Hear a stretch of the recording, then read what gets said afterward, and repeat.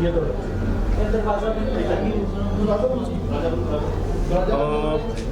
Zirakpur sir exactly जितने भी competitors हैं मेनली हमारे डायमंड इंडस्ट्री के या गोल्ड के, वो most of the time Chandigarh prefer करते हैं, राइट। एंड अगर मैं चंडीगढ़ को और ज़ीरकपुर को कंपेयर करूं तो शायद हम आने वाले टाइम में ज़ीरकपुर को शायद चंडीगढ़ से बेटर मार्केट समझ सकते हैं।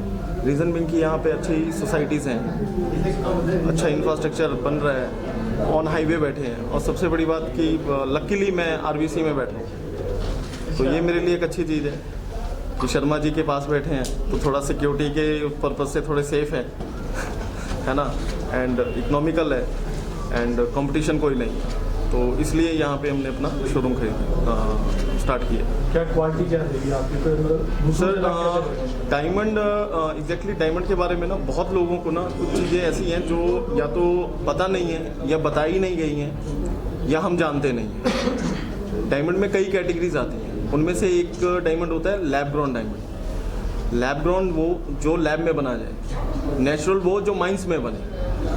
माइनिंग ऑलमोस्ट सभी कंट्री की जो गवर्नमेंट है उसने बंद कर दिया है, बट फिर भी नेचुरल डायमंड आ रहा है। कैसे आ रहा है पता नहीं। मैं पिछले 15-20 साल से लैब ग्रोन डायमंड का काम कर रहा हूँ, and I am the first one जिसने मार्केट में लैब ग्रोन को इंट्रोड्यूस किया था।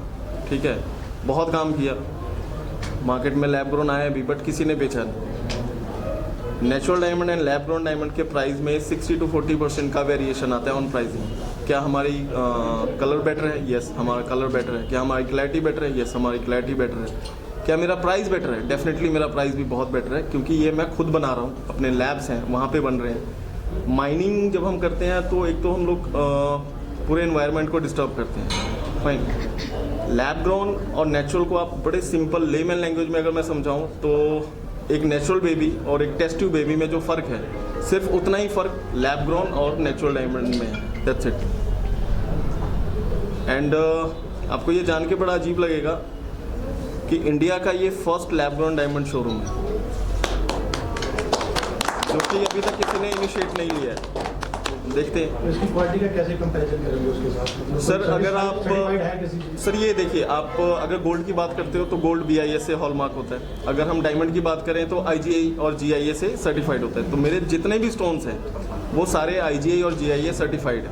पहली चीज़, क्या हम बायबैक लेंगे? यस, हम बायबैक लेंगे। क्या हम इसे एक्सचेंज कर सकते हैं? नॉर्मली आप किसी भी ज्वेलर के पास जाते हैं तो जब एक्सचेंज की बात आती है या रिटर्न की बात आती है तो वो आपसे मेकिंग चार्जेस काटते हैं। वो आपसे डायमंड के ऊपर 20% 30% वो आपका चार्ज काट के लेस करके फिर आपसे वो डायमंड वापस लेते हैं। मेरे डायमंड में ज़ीरो डिडक्शन है। मेरे डायमंड में ज़ीरो डिडक्शन होने की वजह ये है कि मैं डायमंड की मेरी खुद की मैन्युफैक्चरिंग है, उसके बाद जो ज्वेलरी है वो भी मेरी खुद की मैन्युफैक्चरिंग है। तो मेरे और कस्टमर के बीच में दूसरा कोई बंदा ही नहीं है। तो प्राइस जो है डेफिनेटली मेरे कंट्रोल में है। तो ये फ़र्क है। जैसे गोल्ड का होता है, गोल्ड का अगर रेट बढ़ता है तो उस हिसाब से गोल्ड लेते हैं जी। तो आपका कैसे होगा? सर देखिए, डायमंड में ना हम बात करते हैं कि जी गोल्ड को मोस्ट ऑफ द टाइम ना लोग देखते हैं इस सेंस में कि इन्वेस्टमेंट के पर्पज से कि इसमें ग्रोथ है। आपको पता है कई ऐसे बड़े बिजनेस हाउस हैं जो डायमंड को एज अ करेंसी यूज़ करते हैं। ठीक है, क्या इसमें ग्रोथ होता है? यस होता है, बट कैसे? ये एक बहुत बड़ा चैप्टर है। मेरा जो 10 रुपये का डायमंड है, लेट्स अज्यूम मैंने इनको दिया, इनसे कई हाथ लगते लगते जिसने उस डायमंड को टच किया सबका 2%, 5%, 10%, 20% डिपेंड्स कि सामने वाला कितना प्रॉफिट चाहता है।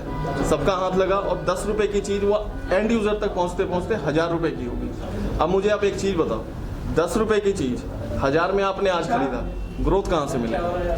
मेरे को 10 रुपये का पड़ रहा है, मैं भी प्रॉफिट कमाऊंगा, मैं भी बिजनेस कर रहा हूँ। मैंने वो आपको बेची 12 रुपये में, कल की डेट में मार्केट उसकी ग्रो हुई, मैंने आपको 12 का दिया था, कल की डेट में मार्केट अगर उसकी उठती है तो मैं आपसे वो 15 में मैं बाय कर लूँगा वापस। और मेरे डायमंड में आपको गारंटेड अच्छी रिटर्न्स मिलेंगी फॉर श्योर।